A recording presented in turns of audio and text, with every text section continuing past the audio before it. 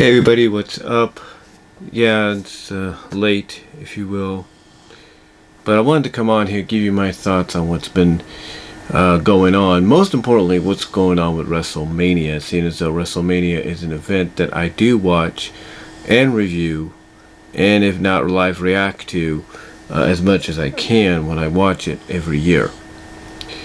You know, a lot of people are wondering, what was going to happen. I mean, pretty much the writing was on the wall that WrestleMania was not going to happen in Tampa, despite the fact that I think Tampa and Florida may not have the highest rate when it comes to this situation, as I call it. But still, it's like you don't want to take any chances. And it seems that nobody, not even our own president, knows what's going on, because at first, he's like, okay, it's not that big of a deal, we'll be okay. And now all of a sudden he's had this 180 of a tone, like, yeah, we need to take this seriously. But I think even he doesn't know the honest answer, and I think that's what's freaking people out, that not just the media, is overhyping this, situation, but also the fact that our own president is not getting direct answers, or direct, truthful answers. And I think that's what's fearful. Although there are a lot of facts that people pointed out. People have pointed out a lot of facts of, hey, look what's happening in China right now. Look what's happening in other places where this was a big deal, and now they're starting to get back to normal. Things are getting back to normal. And people might say, well, take a look at the month range. November, December, January, February, March. That was like 5 months or 4.5 months. Yeah, it's a process. There's no doubt about it. But they were slowly getting back to normal. And when you take a look at, and if you look at it from our perspective, I mean, China's one of the bigger countries in the world, right? Take a look at us. What was it like? February, March, April, May, June. People are looking at you on May at the most. And that might be a realization that if it took 4.5 months to kind of start getting things back to normal, then it might do the same here, maybe shorter.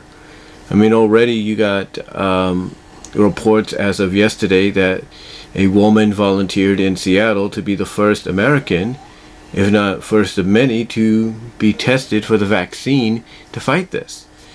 And I believe that vaccine is going to be a success. I really do. And there's reports that other countries are coming up with vaccines. San Diego State, I think, is working with Duke University with, to try to, a lab in San Diego State is trying to work with Duke University to try to get a vaccine going. So a lot of stuff is happening that's not really being talked about. And I don't think it's being transmitted to our leader, our president, because what I notice is that even though this Dr. Fushun, or whatever his name is, even though him and the president may agree on some things, it's like the president could say one thing that would sound positive, and then this doctor comes around and shoots it down, or says something completely opposite and tries to shoot it down. So I think that's what's confusing, is they don't know who to believe. But honestly, when we look at the restrictions we're getting, which is like 2-3 weeks, a month, I think we can make the best of it. I think we can. I think we just have to look at the fact that things are not going to be the same for a while, and that after these 2-3 weeks, month ordeal, if you will, basically 3 weeks here, these next 3 weeks here where I'm at, things will start slowly getting back to normal. I don't think, because the one thing I want people to look at is the keywords of, the CDC is recommending. They're not ordering. They're not saying, you stay in your house, you do this. No, they're recommending it. And, a lot of people will take that recommendation into serious consideration, but there will be some to be like, look, we understand the seriousness of this. We get it. A lot of people aren't sure what this is going to do, but we're not going to live in fear. We're going to go out and live our lives as normal as we can be. And that's it. So, yeah, they're not going to back off. Basically, there are going to be people that take these recommendations. They will consider them. They might take them seriously. They might go by them. But there will be some that will be like, yeah, we understand the recommendations. We understand the proposal. but we're going to continue living our lives, and we're going to do what we feel is best to keep ourselves protected. That's about it. So I think basically everybody's looking at the same thing that myself and my family looks at, and that is, this is getting overhyped. This is getting overblown. Not that we're saying that in jest. Nobody is saying that in jest. We're just saying, look, maybe you need to chill a bit. Yes, you need to take it seriously, but don't go crazy. Just, wait and see what happens, because you never know what's going to happen in the next few days. Trump may hear about the vaccine working and say, okay, this is what we need. Let's get the ball rolling, and there you go. So we'll wait. So we'll have to wait and see.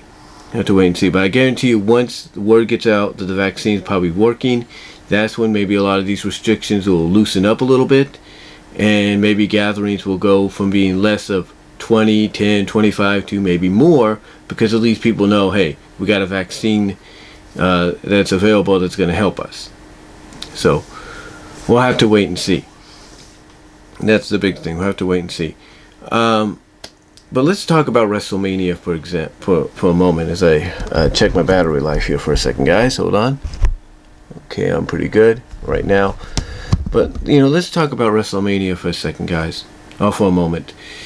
Like I said, the big, like everybody's been talking about, from Brian Zane to Brian Zane of Wrestling with Regret, to Don Tony and Kevin Castle, to Wrestling Inc. and Just Alex, FKA Deluxe Man, to Good Mike Work, Greg Morgan, Jason Solomon still sounds off, Jeff Meacham, Aaron Rift of NoDQ.com, Jeff Meacham again, same Jeff Meacham of NoDQ.com, but of Jeff Meacham Podcast Network, of Talk Wrestling, PWR, which made a return finally tonight, Pro Wrestling Report.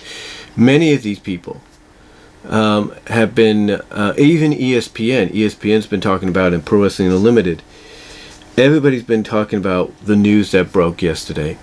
And that news is that WrestleMania is going to be happening as scheduled, but at the Performance Center in front of an empty crowd. In other words, nobody except the personnel that needs to be there to run the cameras, and all that, to, run the cameras, put the ring together, all that. That's the essential personnel. And it's going to feel kind of weird. I will agree with people on that. It's going to feel different. It's going to feel, and even, and I forgot to mention JD from NY206, a guy that's, at times critical of WWE, and rightfully so. Even he said it's going to be unique, and it's going to be kind of a weird, if you will. But as I was saying, WrestleMania is going to go off as planned, but in front of an empty crowd at the Performance Center.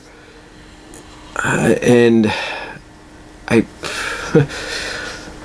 I'll put it this way. I understand why WWE is doing this. I understand why they are doing this. I understand that, they literally have no choice. It was either this or Tampa was going to pull the plug and basically cancel Mania, and then what? You lose out on a lot of money. I think JD from Off the Script said it best. Vince McMahon, you may or may not agree with some of his decisions and all that, but he is a businessman. And Vince obviously knew that this was probably going to happen, and that he either finds a way to still make money off this, or he has to either postpone it or cancel it. And, a lot of people were more in favor of postponing it till later, but then again, the one thing that JD of Off the Script pointed out, because JD works on occasions for House of Glory Wrestling, he pointed out that basically that would be hard to do, seeing as though Vince probably already has a lot of bookings in a lot of other arenas in the next several months that may get sold out, with people finally gathering together after this whole pandemic, whatever you want to call it, passes over or starts settling down. So, JD knows from experience that it'll probably be hard for someone like a Vince McMahon to do that. And, like I said, he may, criticize the guy and what he's doing with the company, at times when it comes to Raw and SmackDown and the talent, but at least he does respect the fact that, Vince is a businessman. A businessman that knows, hey, I either got to do this one way or another, or I'm going to lose them. I'm going to lose out financially. So yeah, it's a big change. It is a big change, and I'm sure it's one that not just Vince but the talent do not like, but they're going to go through with it. I mean, I can only imagine, someone like Brock Lesnar not liking the idea that, oh my God, I got to go in front of an empty audience. But then again, hopefully Paul Heyman reminds Brock of, wait a minute, Brock, you competed in front of less than 50 people in OVW. So around 50 people or more in OVW at the TV tapings. I think you can compete. I think you can handle competing and jobbing, maybe, if they still plan to do it, to somebody in front of an empty audience. It would make a little bit more sense, I guess. I don't know. But I can only imagine how guys like Lesnar and Goldberg are feeling about this. Like, wait a minute, so you put the belts on us to drop them in front of nobody? Whatever. The only audience they're going to have is basically those. Excuse me. The only audience they're going to have is those watching on the WWE Network and pay-per-view, and that's it. Nobody else. Unless within the next week or two, and this is the one thing Brian Zane brought up, within the next week or two, things change, and maybe if the vaccine testing comes back positive, maybe that'll give the green light to at least, or the yellow light to kind of lift up or loosen up on some of the restrictions. In other words, the gatherings could, like I said earlier, increase back to maybe being 10, maybe 25, 50, maybe even 100. So that, at least perhaps what could happen is, if that does occur, and I'm not saying it would, WWE could say, hey, they've loosened the restrictions a little bit. We can have more. We can actually get an audience in here. It may not be the audience we want, but let's do it. Let's try to get some tickets. Get some tickets sold at the last minute, and they probably would. They probably would try to do something like that. But then again, we're not really sure. Not really sure exactly what is going to. But then again, we're not all sure what's going to happen within the next week or two. But I look at the timeline that a lot of these restrictions have been given, this 2 to 3 weeks deal. I think we'll know a lot sooner of actually what WWE could potentially do if, things get better, which I believe they will. By the grace of God, they're going to get better. We'll just see what they do. But, a lot of people look at this and say, this is bad. A lot of people that look at this and they say the WWE should have just postponed. They should have waited. They should have maybe worked something out with Tampa Bay. Raymond James Stadium didn't have nothing to do in May or June. Hey, still have Mania there. And I'm not saying that's not the case. I'm not saying that they couldn't have done that. But you're talking about rescheduling a lot of stuff and losing out on money potentially that you could have made then, to a time that maybe would suit better. But again, Vince has all these contractual obligations to all these other venues that may or may not have to be postponed or scheduled later on. I mean, there's a lot of events, like here in California, you got Coachella that was originally slated for this month and next month, and it's got to be pushed back to October. Both events that are, associated with it have to be pushed back to October, just so, this whole thing could pass and everything. But to me, I look at this whole WWE thing. I look at this basically as being like a learning experience for WWE, because lately, because of what's been going on, and even because what's not been going on, they've had to rely on the Performance Center. I think, what is this, the 4th or 5th time they've broadcasted from the Performance Center? I mean, they did Halftime Heat. They did the recent episode of NXT because Full Sail was booked for something else. And then they did SmackDown, and now they did Raw. I think this is a learning experience that WWE has to look at the Performance Center as being, well, basically their ECW arena. Plain and simple. They have to look at it as being not just a training facility, but looking at it as being their ECW arena. Because let's remember, let's look back at ECW. ECW would probably had a lot of times where they had to reschedule or relocate a lot of their events that they had booked elsewhere, like in Queens or Miami or wherever, Daytona. There maybe been a lot of times that Daytona did not Daytona but Dayton, like Dayton and like I said, Queens and Miami and all that. There probably been times where they had to reschedule or relocate those events back to the ECW arena because of circumstances, either financial or it coincided with another event, stuff like that. So I think this is a learning curve for WWE to be like, okay, we may not be able to have a show at a certain venue. What do? I know, let's relocate back to the Performance Center. That's going to be, to me, this is going to be a learning curve for them to be looking at that as being the option B in case something comes up. And that's going to be the option B for a while. Again, I think it's going to be for at least up until mid-April to the 1st of May at the latest, from what a lot of people are saying. And that may all change. Like I said, it all depends on the outcome of the vaccine, what the new spring weather is going to do in the next, starting on Thursday, although here it'll still be a little colder, but it'll pick up, here and elsewhere. It's going to make you wonder, because our president, according to my mom, what she said, he pointed out that it's going to wash out of us. And I'm guessing that refers to, with the warmer weather, it's going to, whatever germs we have, if we have that situation within us, is going to be sweated out or something. I don't know. But overall, WrestleMania being in this kind of situation, to me, it's a learning. It's a lesson. It's a lesson for WWE to be like, look, we're not always going to be able to get what we want. So what do? Is just rely on what we have. And again, they're going to have to probably start looking at the Performance Center as their version, the modern day version of the ECW arena. Heck, you take a look at Dory Funk and his iBang television, and it emanates from the same place he trains his wrestlers. So it would make, so WWE having to do this wouldn't be the first time, and it probably won't be the last.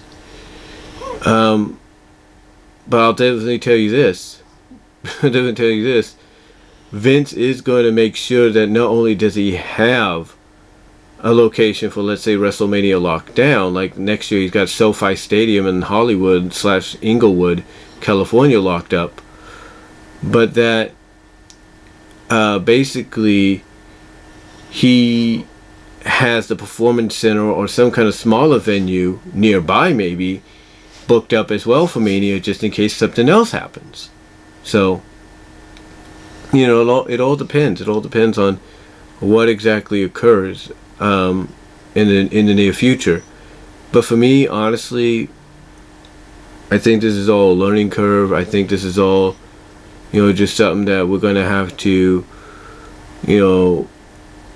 basically learn that, learn a lesson with, along with, that sometimes plans change and there's not really much you can do about it. There's a lot of independent wrestling promotions, like Brian Zane pointed out in his Raw review, that have to postpone or cancel because of this. WrestleCon being the biggest. But hopefully they'll be able to bounce back from them and High Spots.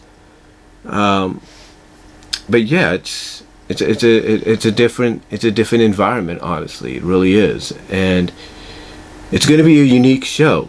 I mean, again, maybe they might be able to get an audience in there if things, change within the next few weeks.